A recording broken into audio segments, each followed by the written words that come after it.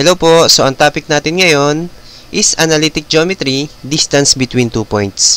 So, pag-aralan natin kung paano ba nakakalculate yung distance between two given points with the given coordinates. Okay? O kaya kung meron tayong point sa graph natin, malaman natin kung ano yung kanyang distansya. So, let us begin. So, meron tayo ditong sample problem. Meron tayong given 2 points M and N with the given coordinates. Okay? So, i-plot natin yung ating point sa ating graph para mas madali nating ma-visualize. So, ang point M natin ay nandito.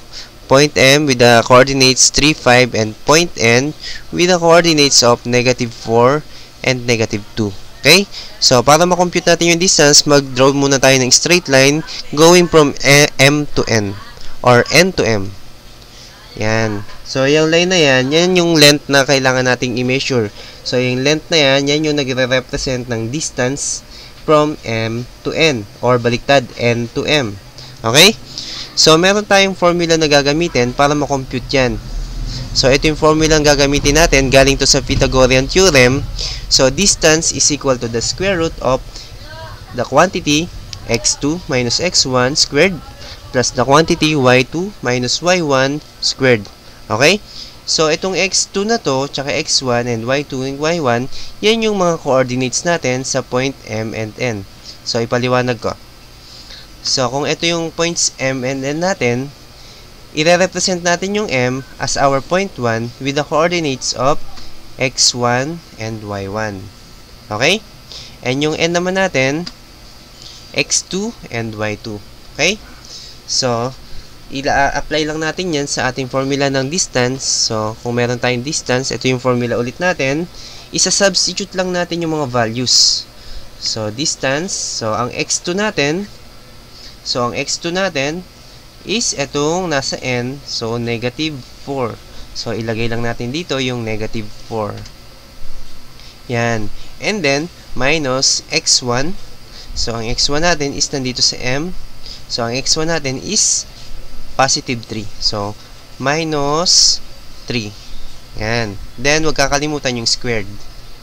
Then, ganun din sa y2. y2 is, eto, -2. Then, yung y1 naman, nandito sa M, 5. So, minus 5. Then, squared. O, ayan na yung formula natin. Ang susunod na lang gagawin natin is just to simplify this para makuha natin yung exact value ng ating D or yung distance between 2 points. Okay? So, yung -4 minus 3 is equal to 7, then squared. Then, plus siya sa -2 minus 5 is also equal to -7. Then, squared din siya. So, D is equal to, yung value ng -7 squared is equal to 49. So, madineglect na yung negative sign. Then, plus ulit ng -7 squared na naman. So, 49 ulit. So, 49 plus 49 is equal to the square root of 98. So, yan na yung value ng ating D. So, square root of 98 is equal to 9.899. So, yan na yung final answer natin sa problem number 1. So, for our problem number 2, ganun ulit, meron tayong 2 points given, point O and point P. So, first step natin, i-plot muna natin yung point sa ating graph. So, point O natin, 5, 5. And point P naman, -3 and 4. So, ito siya. Then, draw tayo ng straight line. So, we can form a line segment. So, yung line na yan yung susukatin natin. Yung measurement niyan, yan yung ating distance between 2 points. Okay? So, ang formula ulit natin, we have D is equal to the square root of quantity x2 minus x1 squared plus the quantity y2 minus y1 squared. Okay? So, let O be our x1 and y1 and let P be our x2 and y2. So, yan yung ating mga coordinates. So, sa substitute na lang ulit tayo sa ating formula. So, we have D is equal to x2. Yung x2 natin, ito, yung -3. So, lalagay natin yung -3 dito. And then, yung x1 natin, nandito sa kabila. So, -5. Yan. Substitution na lang to. Madali lang to.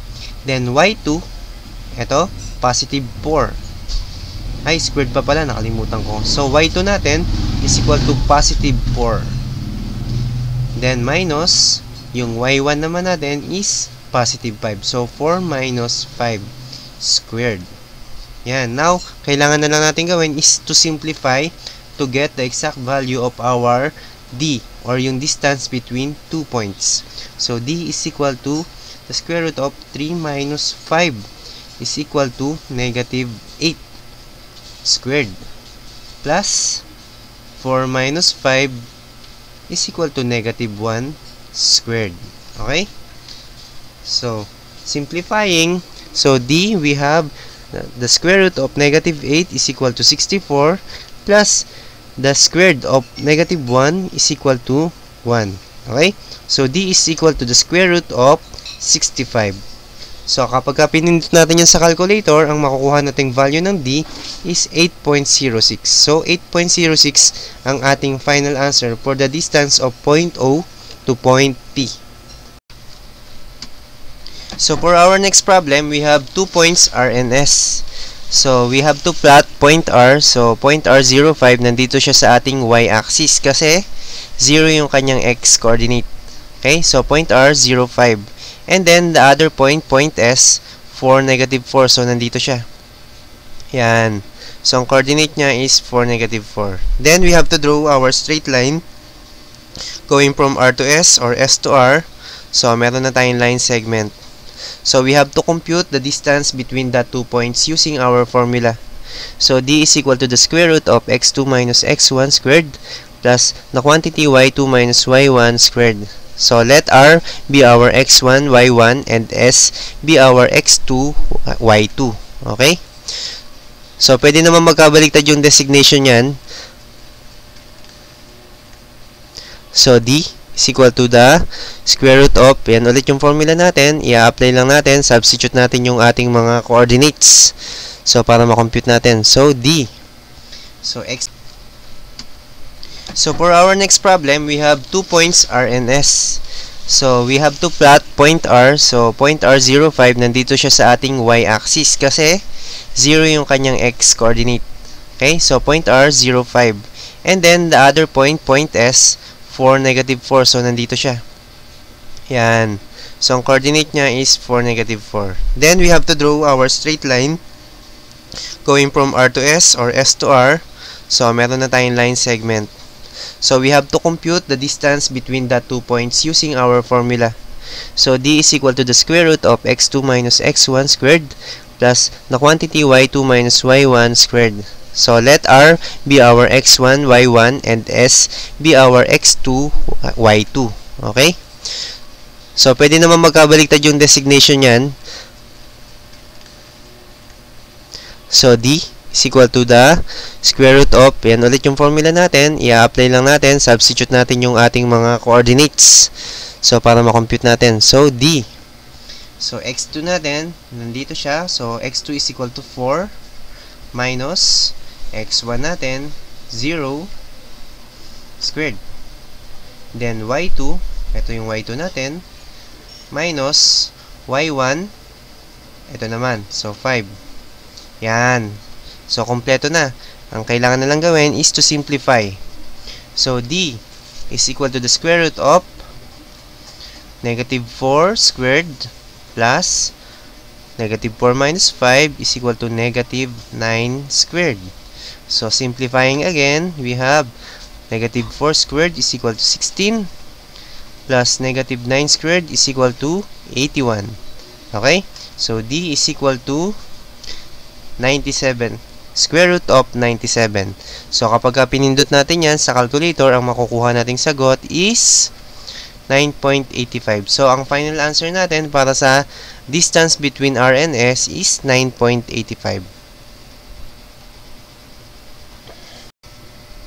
So, for our next problem, problem number 4, iiwanan ko na lang to sa inyo para meron kayong practice solving. So, we have T, negative 5, and U, negative 5, and 0. So, iwanan ko to sa inyo para mapag-practicean nyo. Then, after nyo to masolve, ito naman yung kanyang solution para ma-compare nyo kung tama yung nasagutan nyo. Yan. So, ito yung kanyang final answer. So, dito is equal to 5. Okay? So, hanggang dito na lang yung ating lesson para sa video na to. So, maraming salamat sa inyong panonood and please subscribe. Thank you. Bye!